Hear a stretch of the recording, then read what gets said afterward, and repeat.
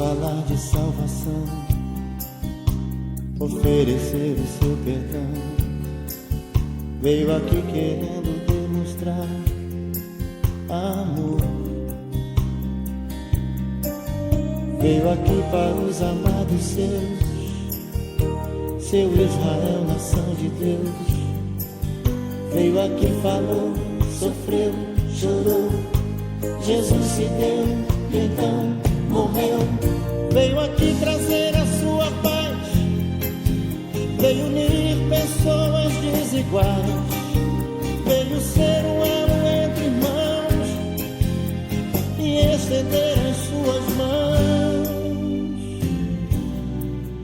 Voltará em glória e poder, fiéis anseiam para ver o Cordeiro Santo que desceu do céu. Voltará e a igreja levará, o povo santo subirá.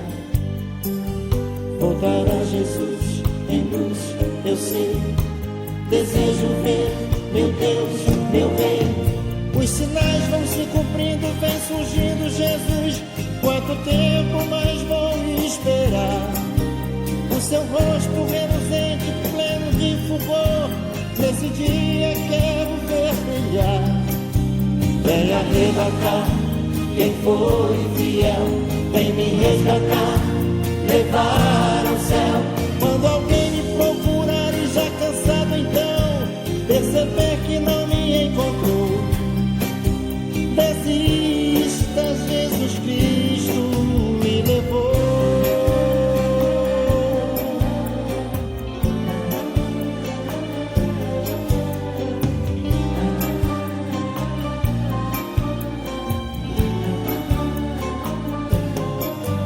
Voltará em glória e poder, fiéis anseiam para ver o Cordeiro Santo que desceu do céu. Voltará e a igreja levará, o povo santo subirá. Voltará Jesus em luz, eu sei, desejo ver meu Deus, meu Rei. Os sinais vão se cumprindo, vem surgindo Jesus. Quanto tempo mais vou esperar o seu rosto reluzente, pleno de fulgor? Nesse dia quero ver brilhar. Vem arrebatar quem foi fiel, vem me resgatar, levar ao céu. Quando alguém me procurar e já cansado então perceber que não me encontrou, desista, Jesus Cristo me levou. Desista, Jesus Cristo me levou. Desista, Jesus Cristo me levou.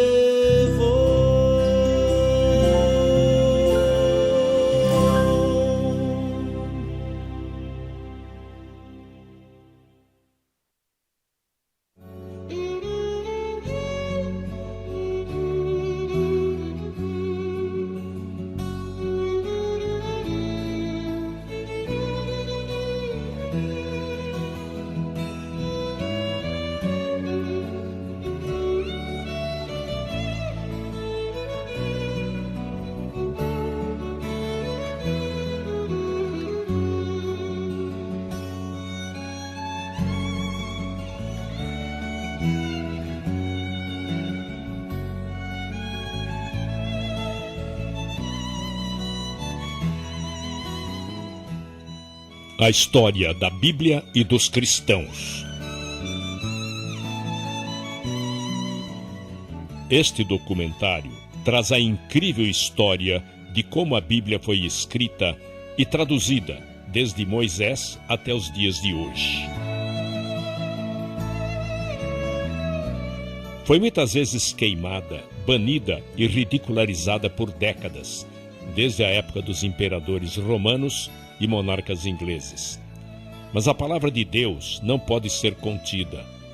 Grandes estudiosos da palavra, tradutores, reformadores, pregadores e escritores, pessoas inspiradas por Deus, lutaram e deram suas próprias vidas para proteger a Bíblia e levar a mensagem de salvação e esperança a todas as pessoas através dos séculos. A Bíblia levou 1.600 anos para ser escrita e 40 autores a escrever em 3 línguas diferentes. A Bíblia começou sendo feita oralmente por Deus e depois escrita por Moisés. Essas pessoas eram ungidas e falaram por Deus. Tudo que foi escrito não foi dado por vontade humana, mas veio da vontade de Deus. Tudo que foi escrito foi dividido em 2 testamentos, reunidos em 66 livros, 39 livros do Velho Testamento e 27 livros no Novo Testamento.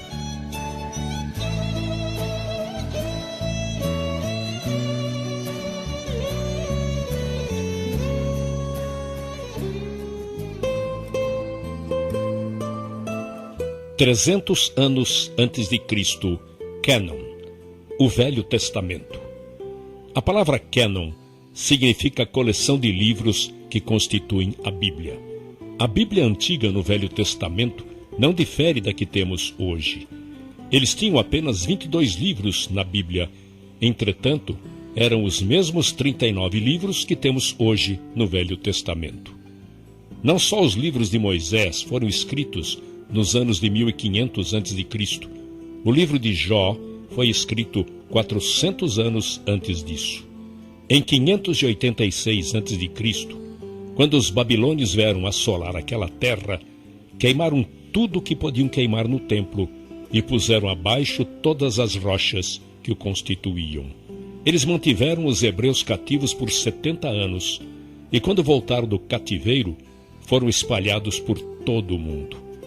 Construíram pequenas sinagogas no qual podiam ensinar e dar instruções. Para isto, se fazia necessária uma Bíblia para cada sinagoga, e isto os levou a uma nova constituição, a dos escribas. A escrita era primitiva, e não havia letra minúscula, e nem sinais de pontuação. Não havia espaço entre as palavras, e eles escreviam do lado direito do papel para a esquerda. Eles eram exigentes, se autorregulavam da seguinte forma: podiam usar apenas peles de animais limpos. Cada página não podia ter menos que 48 linhas e nem mais que 60. A tinta usada deveria ser preta e de uma receita especial, e deveriam pronunciar cada palavra em voz alta que estava sendo escrita. Deveriam limpar a caneta e se lavar por inteiro antes de escrever a palavra Jeová. Toda vez que escreviam, deveriam ter uma revisão em 30 dias. As letras, palavras e parágrafos deveriam ser contados. Os manuscritos só poderiam ser guardados em lugares sagrados. Antes da invenção da imprensa, este processo sacrificante contribuiu para a notável precisão das escrituras quando comparadas com as recentes descobertas arqueológicas. 250 a.C., a influência grega. Quando Alexandre o Grande conquistou o mundo, era uma época de racionalismo filosófico. Haviam estrelas como Platão, Sócrates e Aristóteles. O homem vivia se questionando, mas eles não tinham respostas para as próprias perguntas. Deixavam na mente humana um vácuo, um vazio, algo que precisaria ser preenchido. Quando Alexandre morreu em 323 a.C., o mundo se tornou bilíngue e o grego era a segunda língua mais falada. Por isso, se tornou importante haver uma tradução dos inscritos judaicos para o grego. Nesta época, não era chamado de Bíblia. Por volta do ano 285 a.C., havia vários judeus que faziam parte da subcultura egípcia. Demétrios de Palerum, responsável pela mundialmente famosa biblioteca em Alexandria, perguntou ao rei Ptolomeu Filadélfio do Egito se ele conseguiria a tradução da lei judaica para a biblioteca. Para realizar isto, o rei liberou 100.000 escravos judeus que ele tinha em seu domínio e os enviou juntamente com presentes para o sumo sacerdote Eleazar em Jerusalém. Assim, Eleazar fez o seu pedido. Ele desejava que fossem selecionados 6 sábios de cada uma das 12 tribos, somando assim 72 homens. Esses sábios deveriam ir a Alexandria para realizar esta tradução, e assim foram enviados e foram bem recepcionados. Em 72 dias, eles traduziram todo o Torá. Este trabalho ficou conhecido como Septuaginta, que em grego significa 70. Esta tradução, portanto, foi feita antes da vinda de Jesus. No período de 300 a 400 anos antes de Cristo, praticamente não existia mais profetas, e a palavra de Deus era escassa. Por isso, alguns livros escritos neste período foram considerados apócrifos ou não canônicos, por não serem considerados inspirados por Deus. 0 antes de Cristo a 90 depois de Cristo, a compilação do Novo Testamento. Se pegarmos o primeiro século e vermos os fatos, teríamos 3 situações. O primeiro seria o período da verdade viva, no tempo em que Jesus viveu. Suas palavras foram importantes. Ele era poderoso em palavras e atos. Suas palavras eram oráculos e seus atos milagres. O segundo período seria do ano 33 aos 50 depois de Cristo. Eles não se preocuparam em escrever, pois acreditavam que ele voltaria em breve. Mas quando se chega no período de 50 a 90 depois de Cristo, é o período da comunicação escrita. Foi nesta época que certas condições ocorreram que se exigia a escrita de cartas, e estas cartas se tornaram a base do Novo Testamento. Hoje, estes manuscritos do Novo Testamento estão guardados na Universidade de Manchester, na Inglaterra. A Bíblia nos foi dada em fragmentos e os paleógrafos tiveram que juntar vários fragmentos para que tivéssemos uma cópia completa.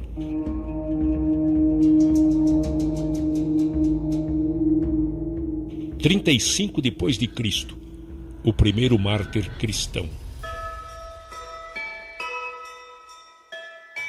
Havia-se passado 7 anos após a ressurreição de Cristo, e um problema surgiu entre as viúvas gregas e hebraicas.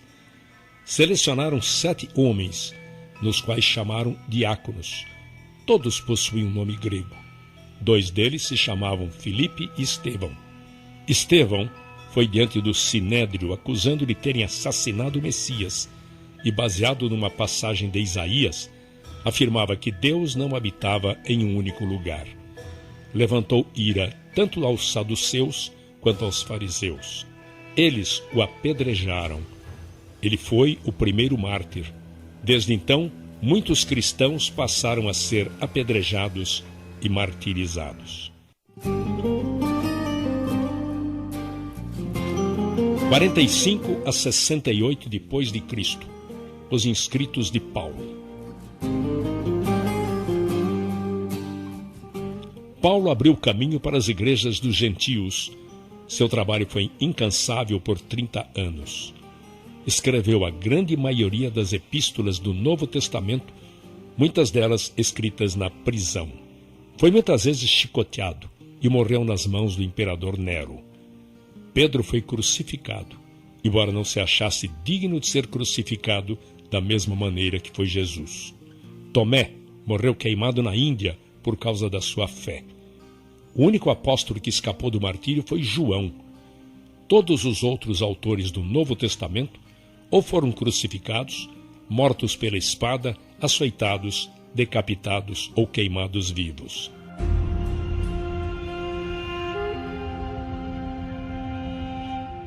A expansão.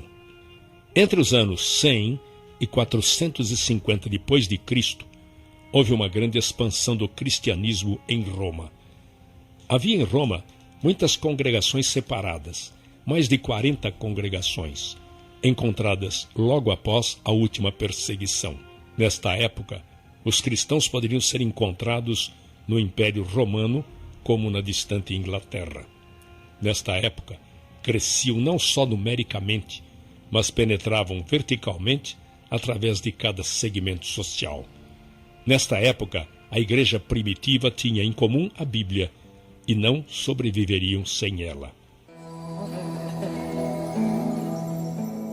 De 80 a 303 depois de Cristo, a construção do Coliseu e a perseguição aos cristãos.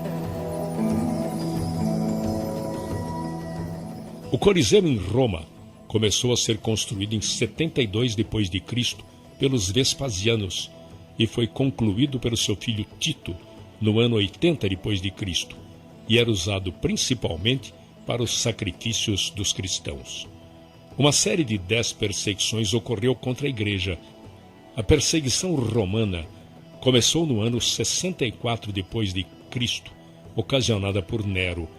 Nero colocou fogo em Roma e culpou os cristãos por isso. Nero os queimara à meia-noite para que servissem de tocha para a cidade. Casas eram lotadas de cristãos e em seguida incendiadas. Grupos de 50 eram colocados e amarrados por corda e lançados ao mar. Todas estas ações de Roma eram para acabar com a influência dos cristãos. Existiam 4 razões para as perseguições. Primeiro, era política. Os cristãos se reuniam à noite, em lugares clandestinos, e tinham medo de que formassem grupos políticos. Segundo, era religiosa. Eles se recusavam a oferecer incenso no altar para César. Terceiro, social. Eles tinham uma maneira de vida distinta. Acreditavam que todos os homens eram iguais. Para os romanos, era Nero numa extremidade e o restante da população na outra extremidade da escala social. Quarto, razão financeira. Os romanos viviam também de fabricar estátuas e esfinges, pequenas imagens de idolatria da deusa Diana. A última das séries de 10 perseguições foi realizada em 303 d.C. por Diocleciano. Diocleciano ascendeu socialmente pela via militar e se tornou comandante do imperador Caro. Com sua ascensão ao poder, Diocleciano pôs um fim à crise do terceiro século. Indicou um oficial, seu colega militar, Maximiano, para o cargo de Augusto, na prática, co-imperador, e indicou Galério e Constâncio como Césares, co-imperadores de menor estatura. Sob este sistema de tetrarquia, ou governo de 4, cada imperador tinha autoridade sobre 1/4 do império, embora fosse um governo conjunto.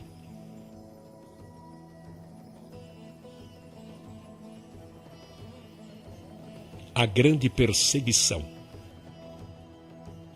A perseguição de Diocleciano foi a última e talvez a mais sangrenta perseguição aos cristãos no Império Romano. Em 303, estes imperadores, os tetrarcas, emitiram uma série de éditos em que revogavam os direitos legais dos cristãos e exigiam que eles cumprissem as práticas religiosas tradicionais. Ele decretava fim de todas as reuniões, deposição de todos os oficiais, o encarceramento de todos aqueles que insistiam com a desobediência. Todos os livros escritos deveriam ser confiscados e queimados. Houve uma grande destruição dos escritos nesta época. Exigiam o sacrifício universal, ordenando a realização de sacrifícios às divindades romanas. Embora as leis voltadas às perseguições estivessem sendo anuladas por diversos imperadores nas épocas subsequentes, o fim das perseguições aos cristãos foi marcado pelo Édito de Milão, de Valério Licínio e Constantino. Foram 241 anos de perseguições, mas mesmo diante de tal situação, os cristãos cresciam grandemente.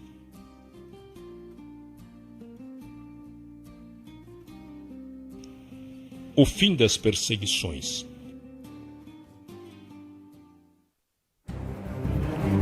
Constantino I, ou Constantino o Grande, entrou para a história romana como o primeiro imperador romano a se converter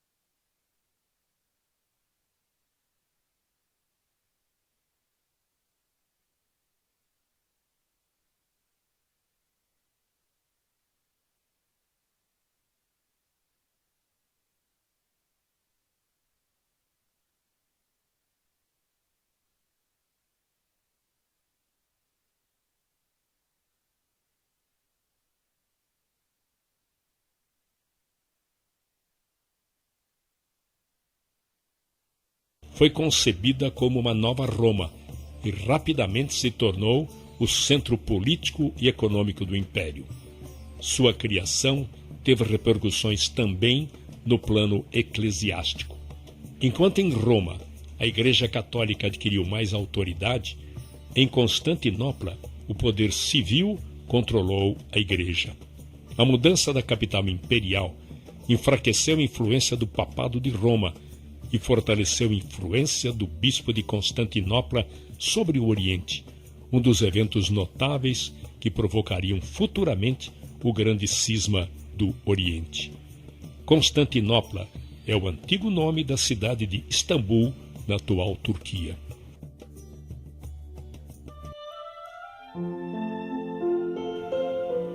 (367 a 397 depois de Cristo), a canonização da Bíblia.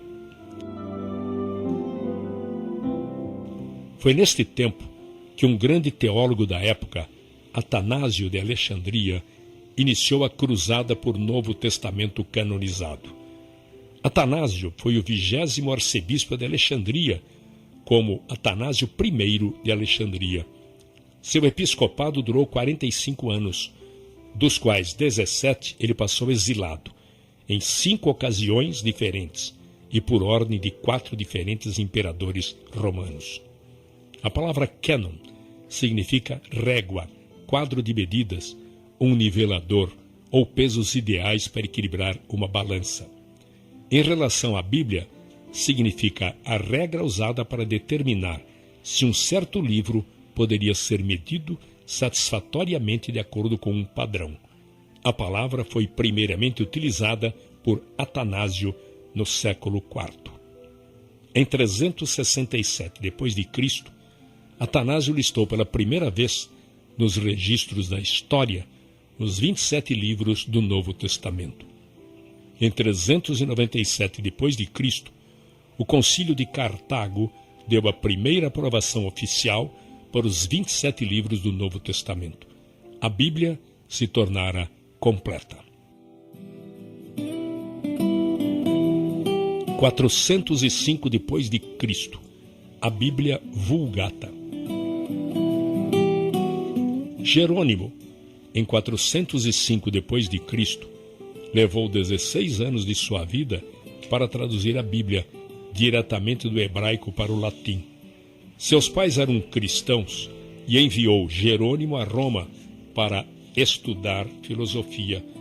Lá se converteu ao cristianismo e se batizou nas águas. Isto causou um efeito profundo em sua vida. Ele dedicou toda a sua vida a aprender a língua hebraica.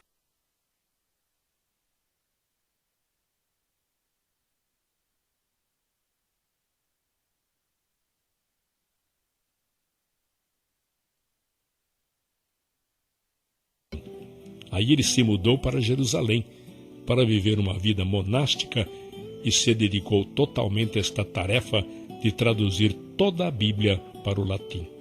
Foi a primeira e por séculos a única versão da Bíblia que traduziu o Velho Testamento diretamente do hebraico e não da tradução grega conhecida como Septuaginta. No Novo Testamento, São Jerônimo selecionou e revisou textos e traduziu também para o latim. Chama-se, pois, Vulgata a esta versão latina da Bíblia. Vulgata quer dizer edição, tradução ou leitura de divulgação popular, que foi usada pela Igreja Católica Romana durante muitos séculos e ainda hoje é fonte para diversas traduções. O latim se tornara cada vez mais importante nos negócios do Império. No ano de 405 d.C., sua missão havia sido concluída, e ele morreu em 420 d.C. Na verdade, este se tornou um instrumento que bloqueava qualquer outra vulgata. Foi tão altamente admirada que as gerações posteriores resolveram proibir qualquer outra tradução. O latim se tornara a língua oficial da Igreja e, com isto, todas as outras traduções da Bíblia foram proibidas. O bom se tornou um inimigo. Isto, de fato, privou o povo da Bíblia e deixou o mundo afundado na escuridão da Idade Média. 550 depois de Cristo. A escuridão da Idade Média. A Igreja foi o poder absoluto nesta época, mas este é um triste capítulo na história do cristianismo. A Bíblia ficaria trancada e restrita aos conventos. Foi confinada a um pedestal e poucos privilegiados a podiam ler. Este é um triste capítulo na história da era cristã que levou centenas de anos até que viesse a Reforma. Enquanto isso, a Igreja era consumida com seus objetivos políticos e isto resultou nas cruzadas e outras atrocidades. Um número incontável de vidas foram ceifadas e a Igreja institucionalizada foi responsável por tudo isto. A tradução da Bíblia em inglês, 1324 depois de Cristo, John Wycliffe. John Wycliffe nasceu em Londres em 1324 e viveu 60 anos. Ele foi como a raiz que surge em solo árido. Tinha uma mente extraordinária. Viveu numa época de transição. Aos 16 anos, mudou-se para a cidade de Oxford para estudar na Escola de Artes e fez doutorado em teologia. Nos últimos 12 anos, passou dando aulas na Universidade de Oxford. Voltando um pouco atrás, no ano de 1167, os franceses expulsaram os estudantes ingleses da Universidade de Paris. Então eles vieram para Oxford, com o intuito de construir uma universidade. Mas o povo da cidade não gostou da ideia. A não aceitação era tão grande que um grupo de universitários resolveu não ficar lá e foram para Cambridge e construíram aí outra universidade. E por 600 anos existiram apenas duas universidades na Inglaterra, uma em Oxford e outra em Cambridge. Quando Wycliffe tinha 24 anos, uma terrível peste negra assolou a Europa e por fim chegou à Inglaterra. Não havia cura. A peste atingia ricos e pobres, jovens e velhos, e isto causou grande temor no coração de Wycliffe. Mais de 200 vítimas diariamente eram colocadas em campos abertos para o enterro. Aquele luto diário continuou até que a praga tivesse dizimado centenas e milhares de vidas. Não há dúvida de que esta praga causou um grande efeito na vida de Wycliffe. Ele trouxe um incrível efeito espiritual. A convivência com a morte causou nele um grande temor de Deus. Ele passou a rever suas prioridades e perdeu todo o medo do homem. A verdade era a máxima prioridade. Ele foi transformado e passou a ter outro relacionamento com Deus. Nesta época em que ele vivia, a igreja e o Estado eram um só. Com isso, todos os dízimos que eram entregues à igreja iam para o Estado, e o Estado fazia as indicações de quais ministros iriam para as várias paróquias. Ele se tornou um reformador. Segundo ele, o que era certo, e o que era errado, errado, e discordava das muitas práticas da igreja. Assim, nasceu o reformador.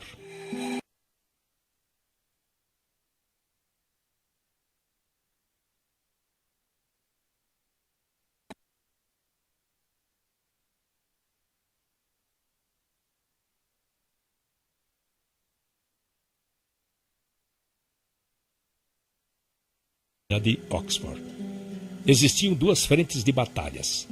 A primeira era no campo da política. Todos os cargos políticos importantes eram ocupados pelos membros do clero, e muitos eram estrangeiros, na maioria vindos de Roma. Recebiam altos salários que levavam embora para Roma. Tinham pisado em solo inglês.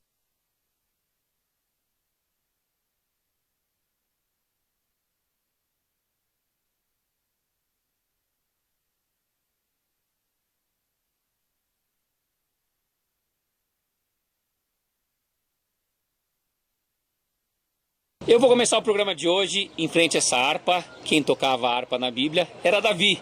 e eu estou no lugar que é conhecido como a Cidade de Davi, talvez o programa mais desafiador que eu já fiz até hoje, e vou te dizer por quê. 1867 começam as escavações aqui com Charles Warren. Então eu estou falando de 150 anos de arqueologia sendo escavada por aqui. 2005, Eilat Nazar assumiu esse projeto, fez assim um grande avanço nas escavações por aqui. Mas mesmo assim, continuam os 150 anos de arqueologia para contar uma história de mais de 3.000 anos. Como eu vou conseguir contar uma história tão longa num prazo tão curto de escavações? As pessoas ainda não têm informações suficientes para garantir para a gente o que é, o que não é. Agora, o que você vai ver daqui para frente são imagens muito interessantes. É um passeio que eu, pelo menos, recomendo 100% que você faça quando estiver por aqui.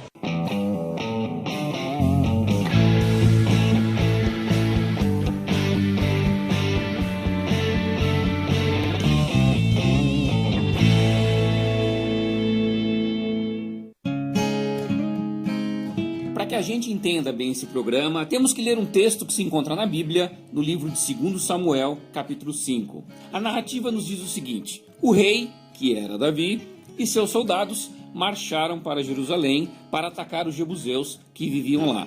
E os jebuseus disseram a Davi: você não entrará aqui, até os cegos e os aleijados podem se defender de você.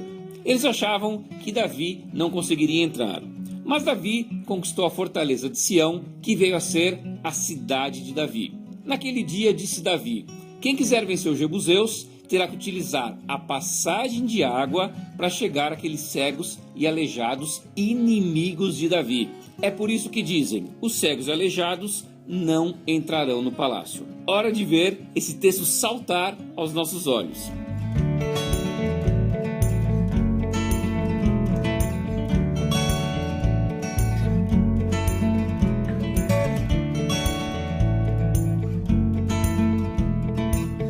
Olha só o tamanho desses quartos aqui. Dificilmente, naquela época, uma pessoa rica teria uma casa com uns quartos tão grandes assim. Então a Eilat Nazar, ela acredita que esse lugar realmente teria sido o palácio de Davi. Outras pessoas, outros historiadores e arqueólogos já dizem que não. De qualquer maneira, como eu gosto de dizer, esse aqui é o cenário. Na minha opinião, é bem razoável que seja pela localização, mas como tudo ainda não foi achado e revelado, vai ficar sempre aquela interrogação até que se escave tudo por aqui. Outro fato interessante é que encontraram um selo marcado com o nome Jeucal, que diz o seguinte: ele era um oficial do rei Zedequias, e esse selo foi encontrado exatamente aqui nessa região. Zedequias é um rei posterior a Davi. Então, se ele viveu num lugar como esse, era um palácio, o rei só pode viver num palácio. Mais uma evidência que possa fortalecer a ideia de que realmente esse tenha sido o palácio de Davi.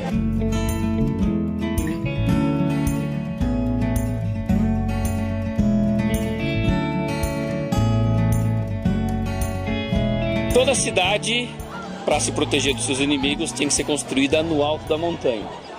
Aqui está um pouco diferente a ideia. Por quê? A cidade de Davi começava e tinha toda essa extensão até ali embaixo. Eu vou pegar o mapa, esse aí que você está vendo agora na tela, que mostrava como era a cidade de Davi. Agora, por que a cidade de Davi começou nesse lugar?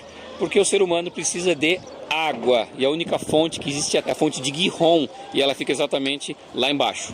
Eu já falei isso num programa sobre o Monte das Oliveiras, mas aqui está o Monte das Oliveiras. Então, ali atrás é o deserto da Judéia. Quantas vezes Jesus teve que sair do deserto da Judéia e chegar a Jerusalém? E a Bíblia cita várias vezes que ele atravessou o Monte das Oliveiras. Aqui no meio Vale do Cedron, e aqui toda essa parte, essa montanha aqui na minha frente, é o famoso aí Monte das Oliveiras. Gente, é sensacional isso aqui, olha só. Olha o tanto que eu vou descer, mas é muito. E tem muito mais ainda, eu nem comecei ainda.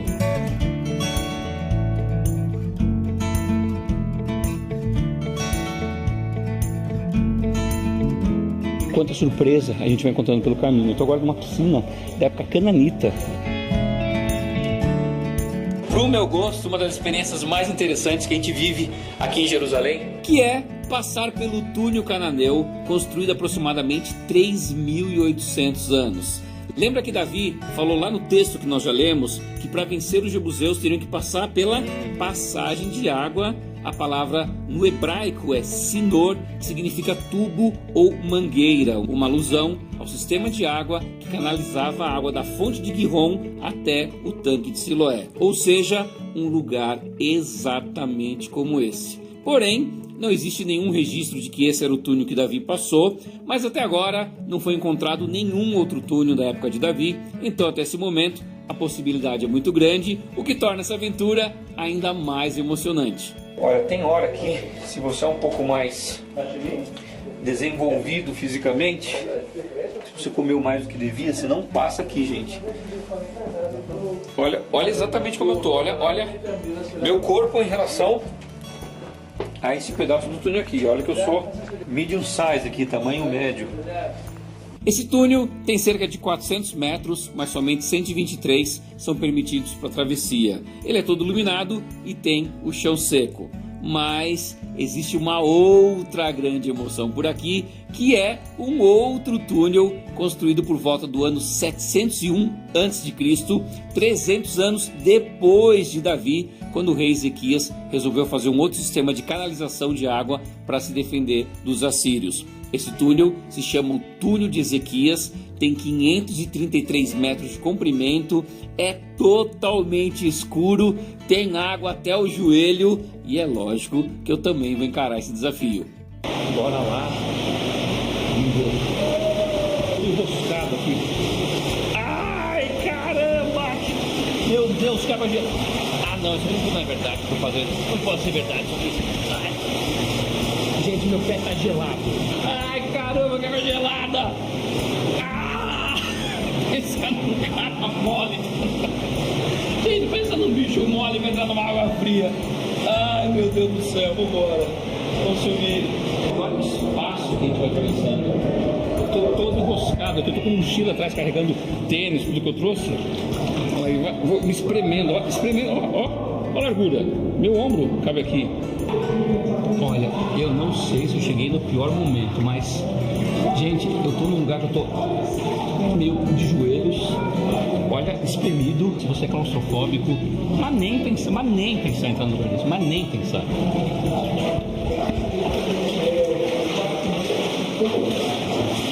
Eu já andei cerca de 13 minutos, não sei quanto em termos de metros, né, de distância, mas eu cheguei numa curva, gente, não sei se dá pra mostrar, mas ó, curva total aqui, total.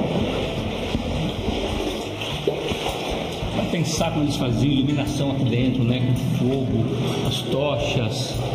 Nossa, gente, minha cabeça tá perdida por aqui. E como eles na realidade conseguiam ficar aqui tanto tempo. Olha, eu pensei que eu cheguei no lugar mais baixo.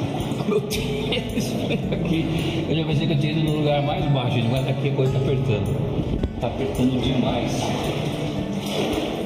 Uma coisa é certa, funcionários daquela época eram todos magrinhos, porque é impossível alguém muito mais encorpado passar por aqui. Chegando. Que experiência, gente, que experiência.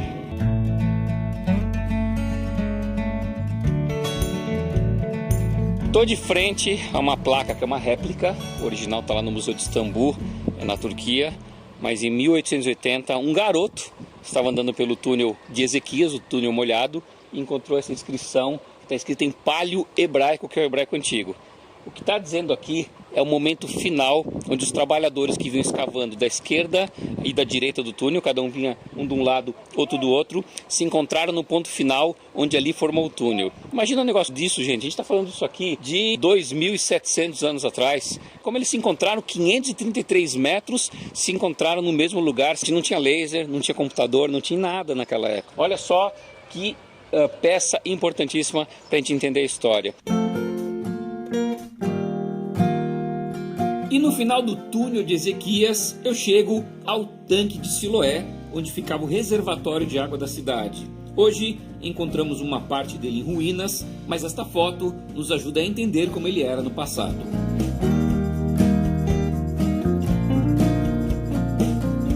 Tem algo aqui simplesmente maravilhoso para quem gosta de história e arqueologia. É uma rua, gente, que sai aqui do tanque de Siloé e vai até a região do templo, onde hoje ali exatamente o final dessa grande rua aqui, é no Davidson Center, naquela região do Muro das Lamentações. Então essa rua aqui é original da época de Jesus. Com certeza ele passou por aqui quando transitava entre o tanque de Siloé e a cidade. A gente tem uma foto bem bacana aqui que mostra como é que era mais ou menos, né, a rua naquela época e como as pessoas caminhavam por ela. Muito interessante e realmente um achado arqueológico muito legal aqui na cidade de Davi. Galera, a bateria da minha máquina acabou, então vou fazer o fechamento do programa daqui mesmo. Queria lembrar aquele momento que eu passei pelo túnel dos cananeus e um momento onde eu fiquei refletindo sobre a entrada do povo, né, do exército de Davi por ali. Possivelmente, a gente não tem garantia, mas era exatamente um lugar como aquele. E falando em Davi, eu penso no texto de 2 Samuel, quando ele disse que os cegos e os aleijados eram seus inimigos, eles não entrariam jamais no palácio. Davi ficou muito louco com aquele comentário do rei. E sabe o que é muito interessante? 1000 anos depois, vem Jesus. Jesus fez cerca de 35 milagres em toda a sua vida, pelo menos é o que está escrito na Bíblia, né? A gente acha que fez muito mais, mas é o que está escrito na Bíblia, cerca de 35. Em Jerusalém especificamente, ele fez 2 milagres. Você pode falar, puxa, mas ele fez 3, porque ele curou o soldado Malco lá, quando Pedro cortou a orelha dele. Não, ele foi feito no Jardim das Oliveiras, no Getsemane, no Monte das Oliveiras, que ficava fora da cidade murada.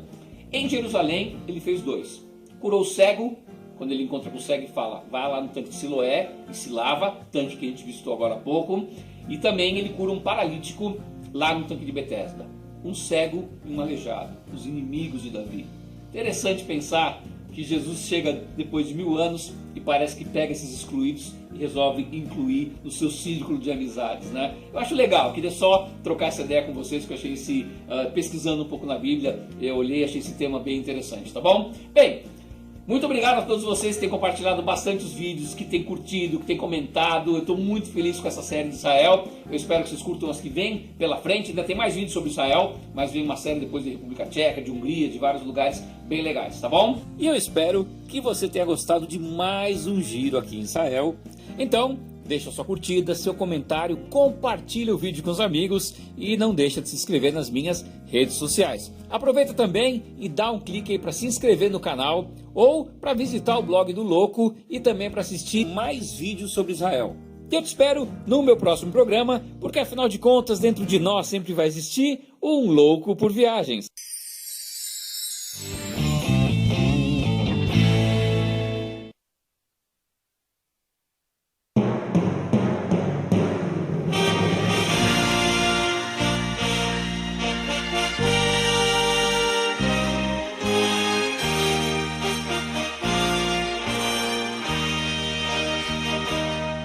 Dormindo no meu leito, em sonho encantador, um dia eu vi Jerusalém e o templo do Senhor. Ouvi cantar crianças e em meio a seu cantar rompeu a voz dos anjos do céu a proclamar. Rompeu a voz dos anjos do céu a proclamar.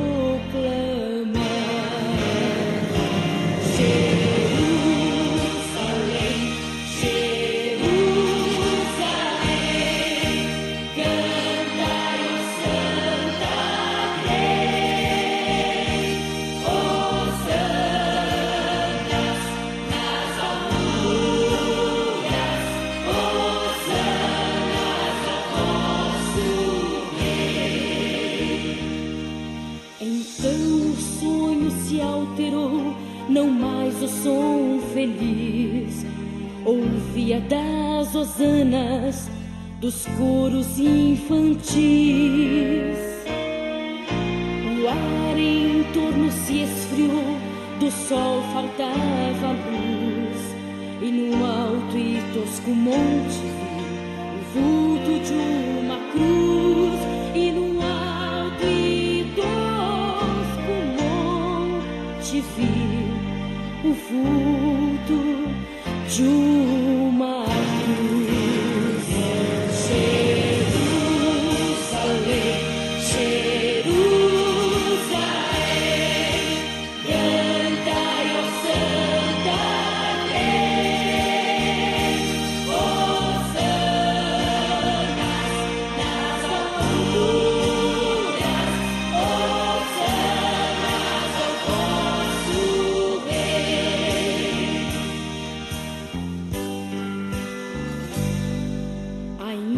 a cena se mudou, surgia em resplendor a divinal cidade, morada do Senhor. Da lua não brilhava a luz, nem o sol nascia lá, mas só fugia a luz de Deus, muito pura em seu brilhar.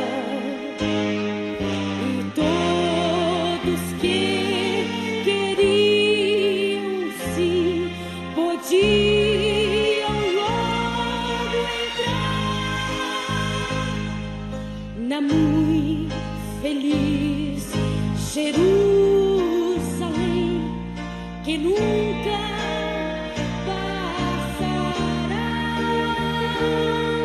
Na muito feliz Jerusalém,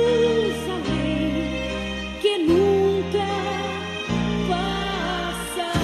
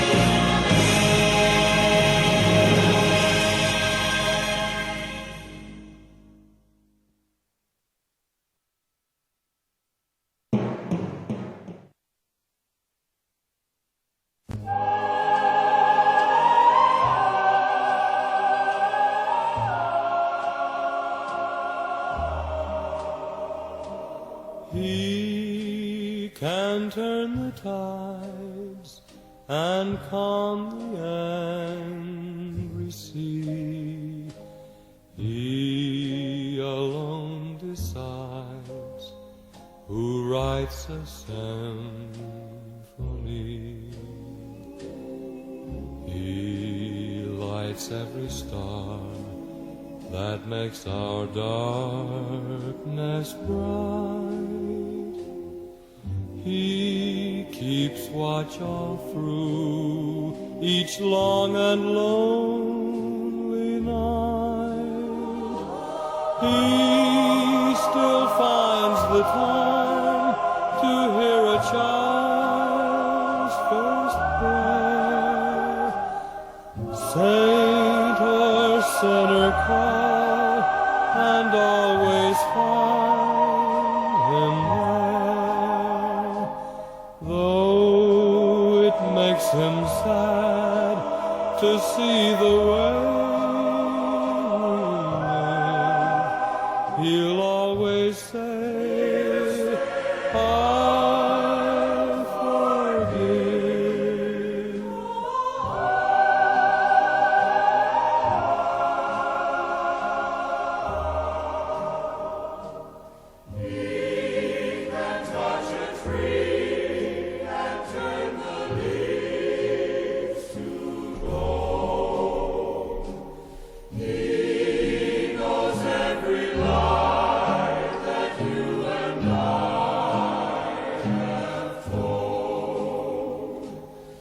Though it makes him sad to see the way we live, he'll always say, I'll forgive.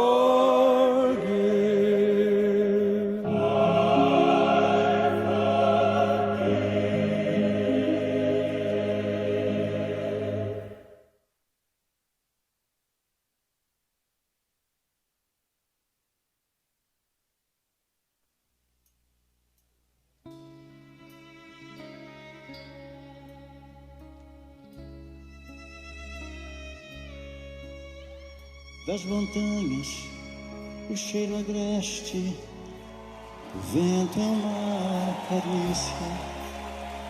A árvore dorme em pedra e pó, mas a cidade não está só. Das montanhas o cheiro agreste, o vento é uma carícia. A árvore dorme em pedra e pó, mas a cidade não está só. Jerusalém toda de ouro, minha eterna namorada, estou aqui com meu calor, minha fé, meu amor.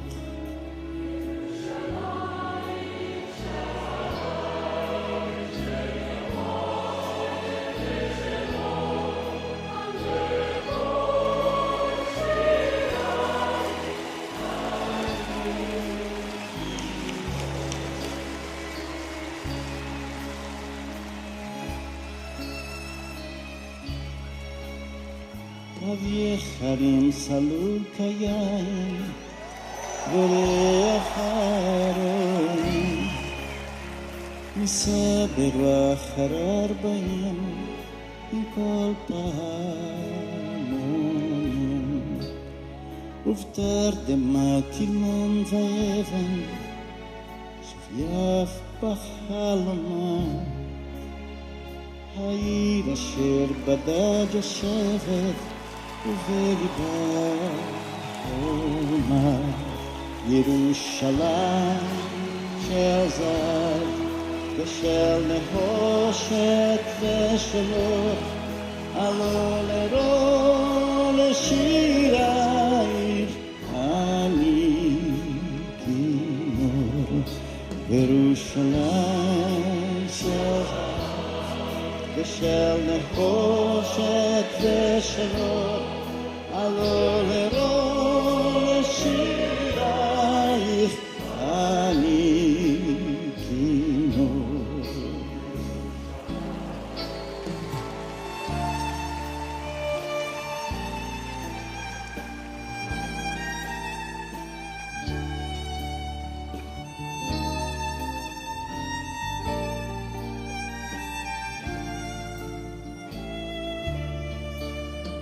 ובתרדמת אילון ואבן שוביה בחלומה, העיר אשר בדד יושבת ובליבה חומה, ירושלים של זהב ושל נחושת ושל אור, עלו לכל שירייך אני כינור.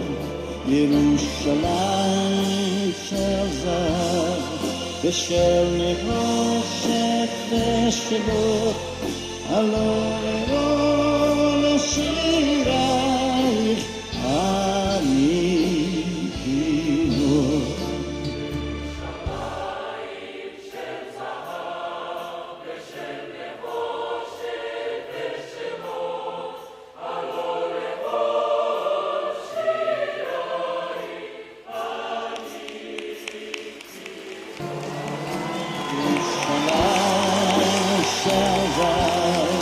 ושל נחושת ושל אור, עלו לרוא לשירייך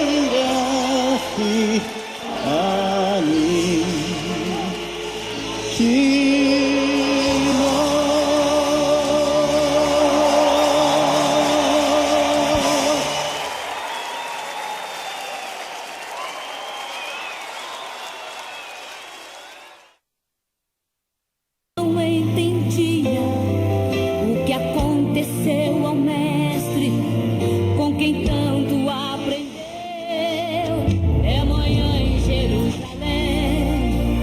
Eis que o céu explode em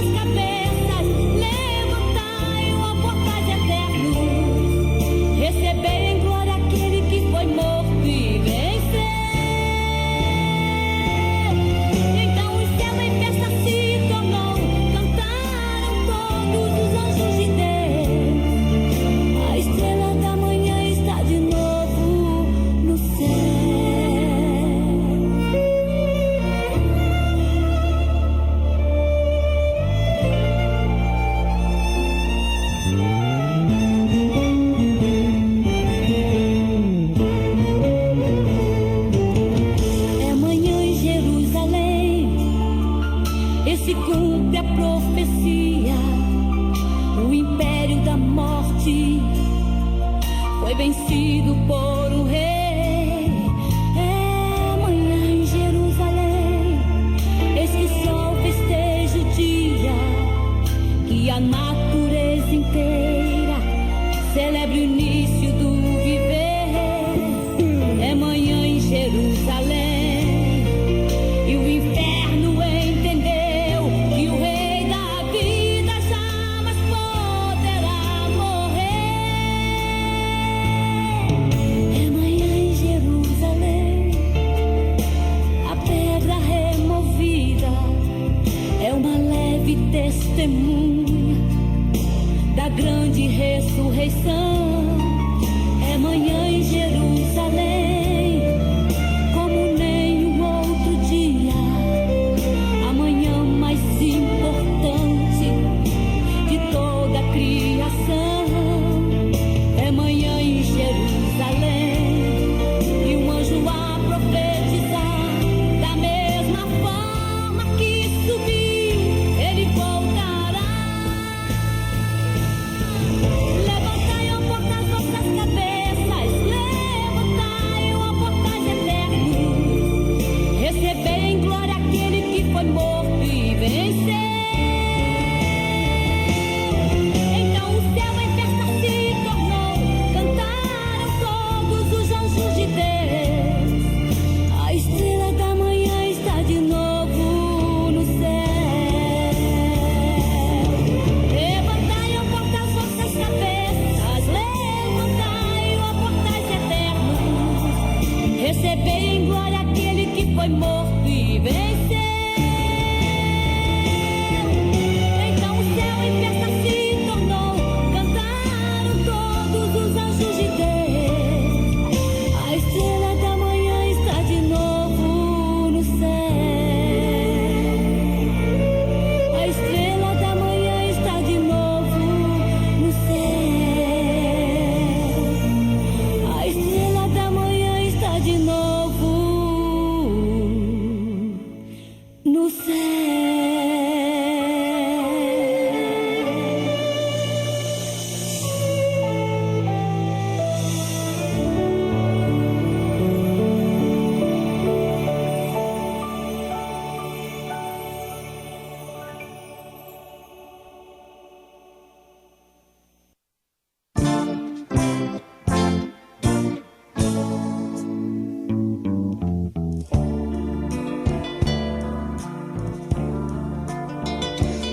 Povo santo,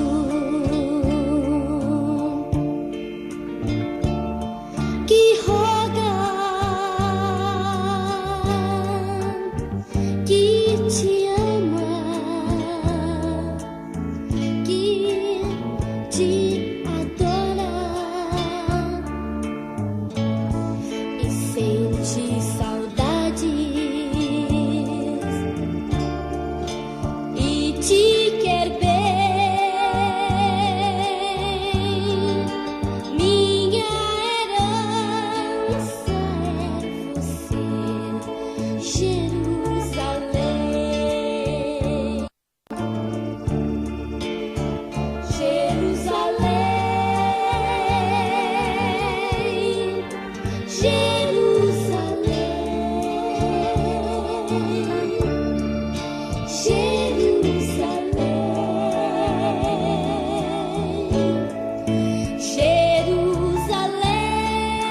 Jerusalém, eu te adoro, eu te amo, te quero bem,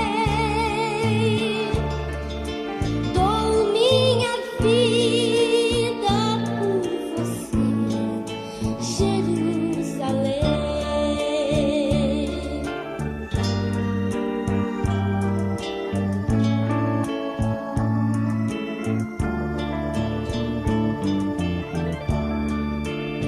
Sonhamos tanto com este dia, então eu canto a melodia.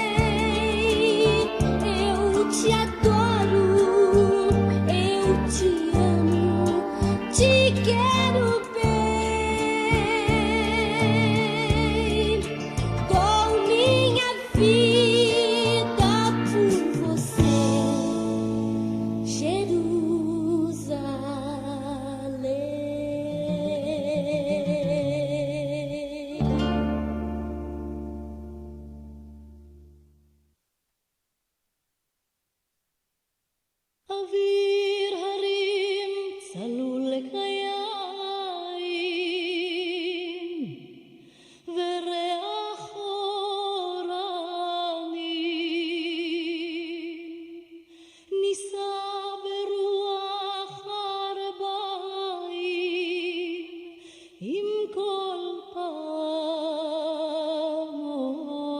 פעמונים ובתרדמת אילן ואבן שבויה בחלומה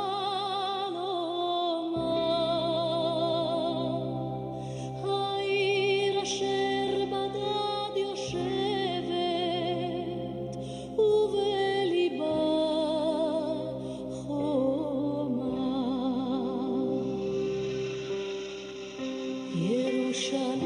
ירושלים של זהב ושל נחושת ושל אור הלא לכל שירייך אני כינור ירושלים של זהב ושל נחושת ושל אור הלא לכל שירייך אני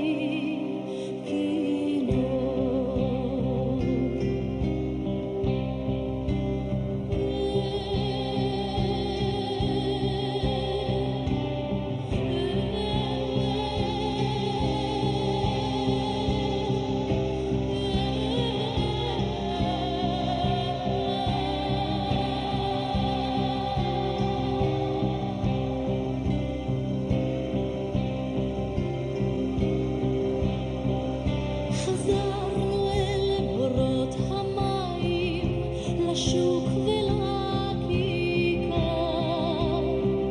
שופר קורא בהר הבית בעיר העתיקה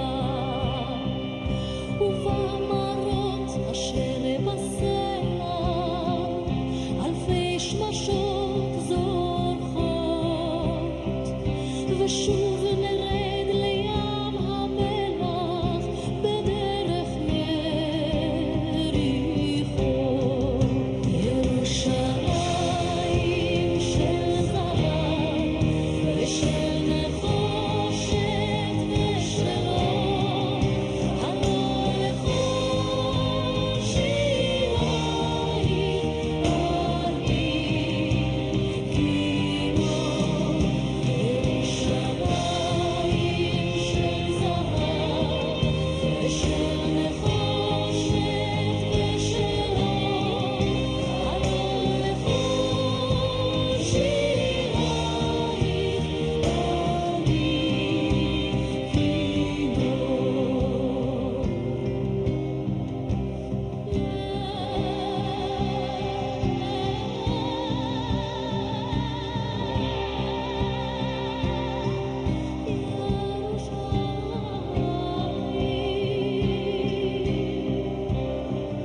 אך בבואי היום לשיר לך ולך לקשור כתרים קטונתי מצעיר בנייך ומאחרון המשוררים כי שמך צורף את השפתיים כנשיקת זרף אם אשכחך ירושלים אשר כולה זהב ירושלים של זהב ושל נחושת ושל אור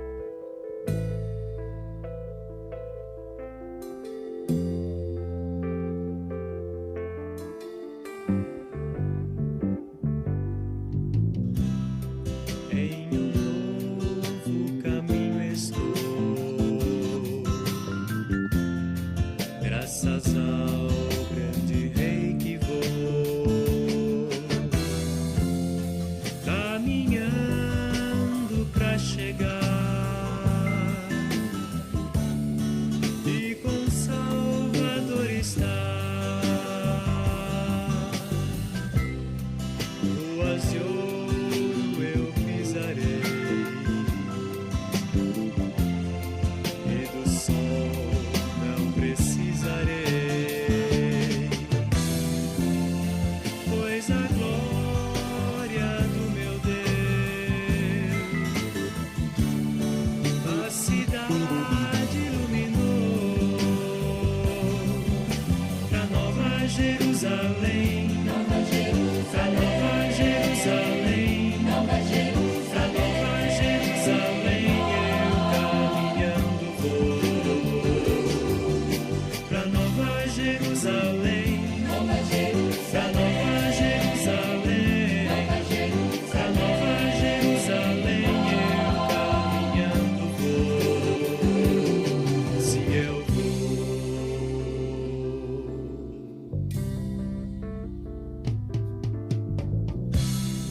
lá no céu dor não haverá, toda lágrima cessará, pois no reino de Jesus só existe amor e paz. E qual é tua condição? O Senhor já tens o perdão e a certeza de viver para sempre com o Rei. Pra Nova Jerusalém, pra Nova Jerusalém, pra Nova Jerusalém, eu caminhando. Pra Nova Jerusalém, pra Nova Jerusalém, pra Nova Jerusalém, eu caminhando vou. Pra Nova Jerusalém, pra Nova Jerusalém, pra Nova Jerusalém, eu caminhando. Pra Nova Jerusalém, pra Nova Jerusalém, pra Nova Jerusalém, eu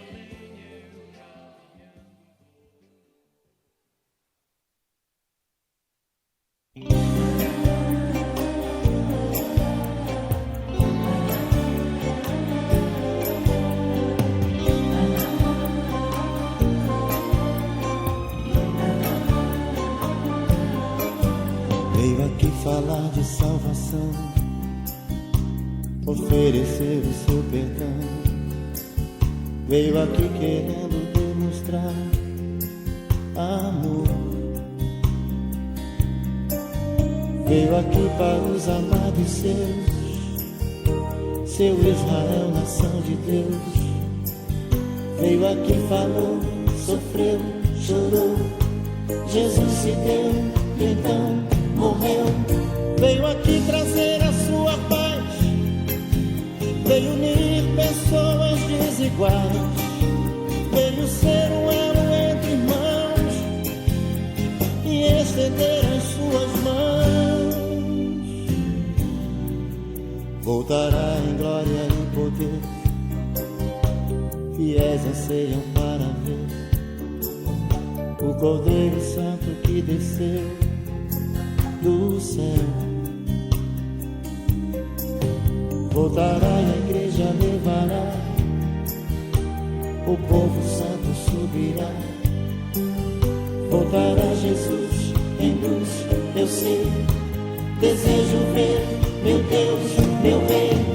Os sinais vão se cumprindo, vem surgindo Jesus. Quanto tempo mais vou esperar? O seu rosto reluzente, pleno de fulgor, nesse dia quero ver brilhar. Vem arrebatar quem foi fiel, vem me resgatar, levar ao céu. Quando alguém me procurar e já cansado então perceber que não me encontrou, desista, Jesus Cristo me levou.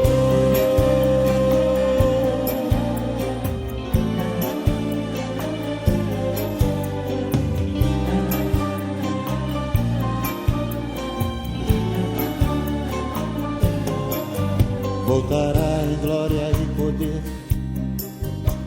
Fiéis anseiam para ver o Cordeiro Santo que desceu do céu. Voltará e a igreja levará, o povo santo subirá. Voltará Jesus em luz, eu sei. Desejo ver meu Deus, meu Rei. Os sinais vão se cumprindo, vem surgindo Jesus. Quanto tempo mais vou esperar o seu rosto reluzente, pleno de fulgor. Nesse dia quero ver brilhar. Vem arrebatar quem foi fiel, vem me resgatar, levar ao céu. Quando alguém me procurar e já cansado então perceber que não me encontrou, desista, Jesus Cristo me levou.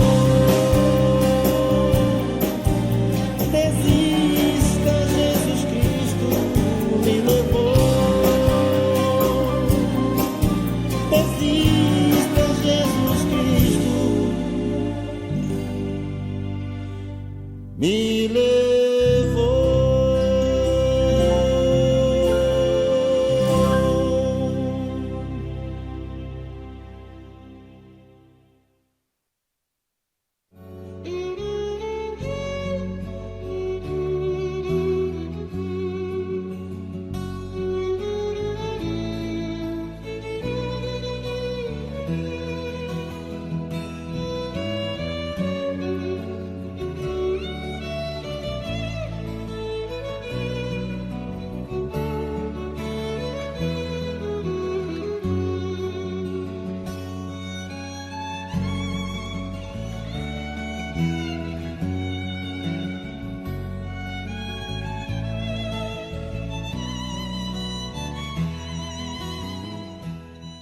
A história da Bíblia e dos cristãos.